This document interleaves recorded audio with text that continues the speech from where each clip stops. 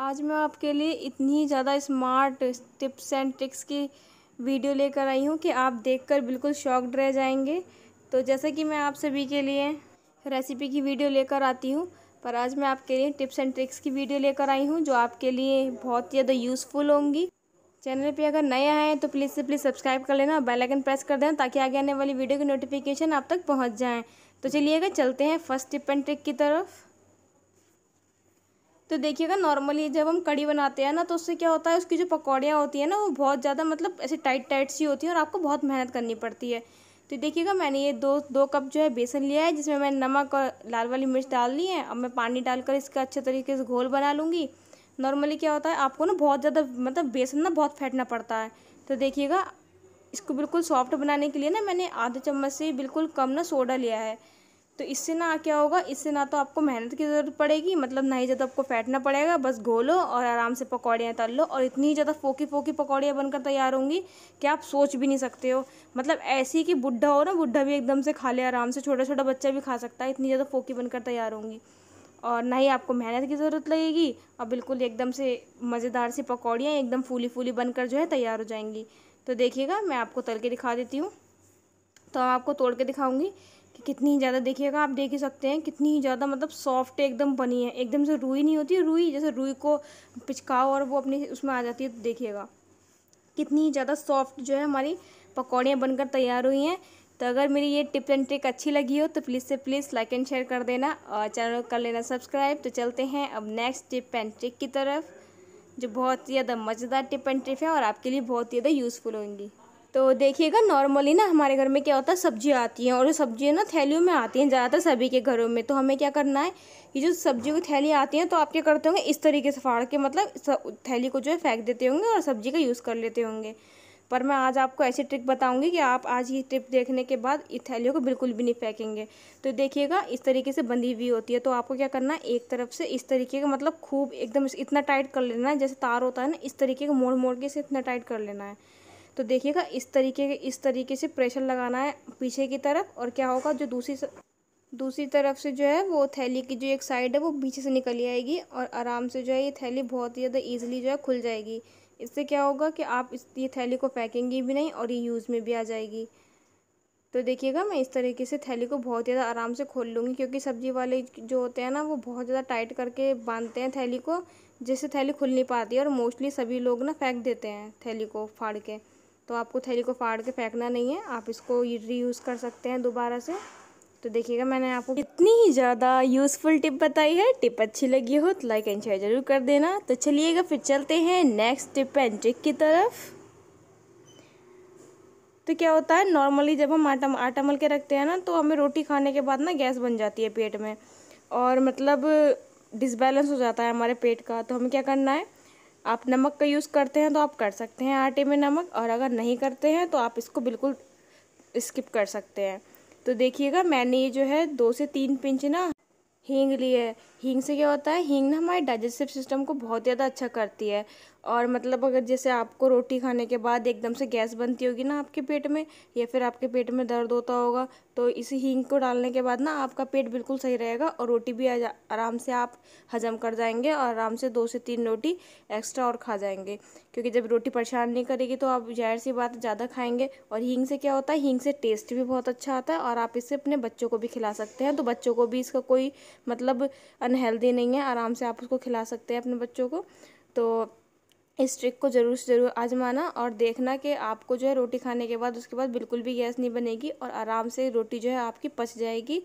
तो इस तरीके से आप मतलब पानी डाल डाल के इसका डो बनाकर आप रख भी सकते हैं इसको, या फिर आप इसको डायरेक्टली 2 से 4 मिनट के बाद आप इसको मतलब बना सकते हैं इसकी रोटी। बस इस बात का ध्यान रखिएगा कि आपको ना बहुत ज़्यादा अच्छी तरीके से ना मसल मसल के आटा मलना है। अगर आपको जैसे जल्दी बनानी है ना रोटी, एकदम आटा मलते ही आपको बनानी है, तो आपको इस तरीके से मसल मसल के मतलब जितना आप गूँथोगे ना उतनी इसकी तासी ठंडी हो जाएगी और मतलब ये खाने योग्य हो जाएगा। तो आप इस तरीके से इसको मतलब मसल मसल के ही आटा मलिएगा। अगर आपको बिल्कुल डायरेक्ट एकदम से आपको रोटी एकदम से मतलब आटा मलने के बाद आपको डायरेक्टली रोटी बनानी है, तो इस तरीके से आप अगर आटा मलेंगे तो आटा जो है आराम से पच जाएगा। और मैंने जो हींग डाली है उससे भी जो है आटा अच्छी तरीके से पच जाता है और रोटी भी खाने में बहुत ज़्यादा स्वाद लगती है। टिप अच्छी लगी हो लाइक एंड शेयर ज़रूर कर देना। तो चलिएगा फिर चलते हैं नेक्स्ट टिप एंड ट्रिक की तरफ। तो देखिएगा नॉर्मली क्या होता है हमारे घर में ना, मतलब बच्चे होते हैं, लड़कियां हों या फिर लेडीज़ हों, कोई भी हो, तो इस तरीके की ना चिमटियाँ तो सभी के पास होती हैं लड़कियों के पास। तो क्या होता है कि चिमटियाँ ना इधर उधर खो जाती हैं, जैसे हमने एक लगाई खो गई, दूसरी लगाई खो गई। तो इस तरीके का जैसे चॉकलेट का आपके पास डिब्बा आया हो या फिर कोई भी आपके पास डिब्बा हो, जैसे शू लेकर आते हैं आप, मतलब शूज़ लेके आते हैं, जूते चप्पल लेकर आते हैं, तो उसका जो डिब्बा होता है ना, तो आप इस तरीके से उसका कट कर लीजिए। तो इससे क्या हो जाएगा, जो हमारी चीज़ें हमने वो खा भी ली, यूज़ भी कर ली, और जो उसका डिब्बा था हमने वो भी यूज़ कर लिया। तो देखिएगा मैं इसको इस तरीके से काट लूँगी, मतलब छोटा काटना है, बाकी डिब्बा फेंकिएगा मत, बाद में जैसे ये ख़राब हो जाए तो आप इसका रीयूज़ कर सकते हैं दोबारा।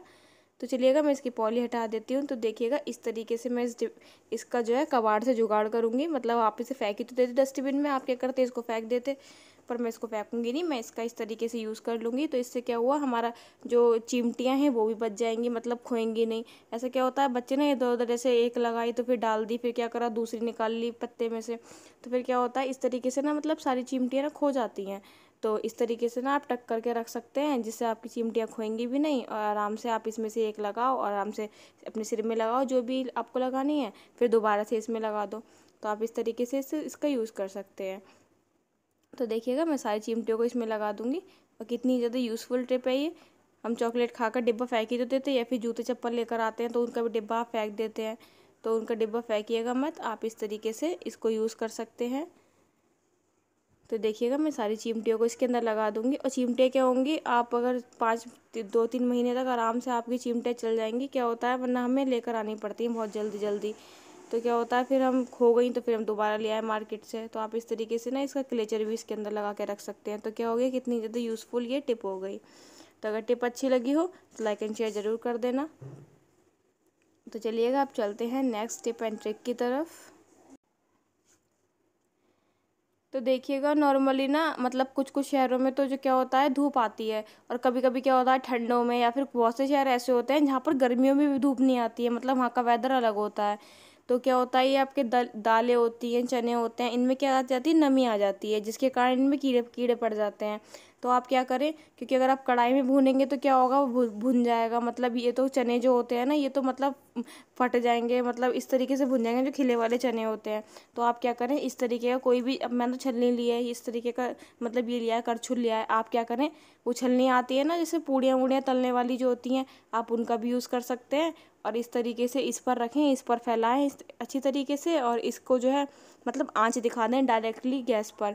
डायरेक्टली गैस पे आंच दिखाने से क्या होगा, ये अच्छी तरीके से मतलब इसकी जो नमी है वो भी ख़त्म हो जाएगी, और इसे गर्माहट भी मिल जाएगी, और ये जो चने हैं हमारे ख़राब भी नहीं होंगे। कढ़ाई में बनाने से क्या होता है कि आप इसको कढ़ाई में कर तो लेंगे, पर क्या होगा मतलब ये खिल जाएंगे, तो ये सब्जी बनाने लायक तो बिल्कुल भी नहीं रहेंगे। तो आप इस तरीके से ना इसको इस तरीके से आंच लगाइएगा, और आराम से इसको ठंडा करके पंखे के नीचे आप इसको दोबारा से रीस्टोर कर सकते हैं। तो देखिएगा मैं इस तरीके से इसको आंच लगा दूंगी, इस तरीके से प्लेट में फैलाकर आराम से रख दूंगी पंखे के नीचे। जब ये ठंडे हो जाएंगे, अभी तो बहुत गर्म हो रहा है, मेरा हाथ जल गया था, तो आराम से मैं इसको पंखे के नीचे रख के ठंडे करके आराम से इसको दोबारा से यूज़ कर लूँगी। तो चलिएगा चलते हैं नेक्स्ट टिप एंड ट्रिक की तरफ। अच्छी लगी हो तो लाइक एंड शेयर ज़रूर कर देना। तो देखिएगा क्या होता है, जब हम ना अपना सिर धोते हैं ना, तो क्या होता है हम डायरेक्टली शैम्पू ना अपने स्कैल्प पे लगा लेते हैं, मतलब अपने सिर में लगा लेते हैं। तो उससे क्या होता है हमारा ना मतलब बाल हेयर फॉल ज़्यादा हो जाता है, बाल ज़्यादा झड़ने लगते हैं।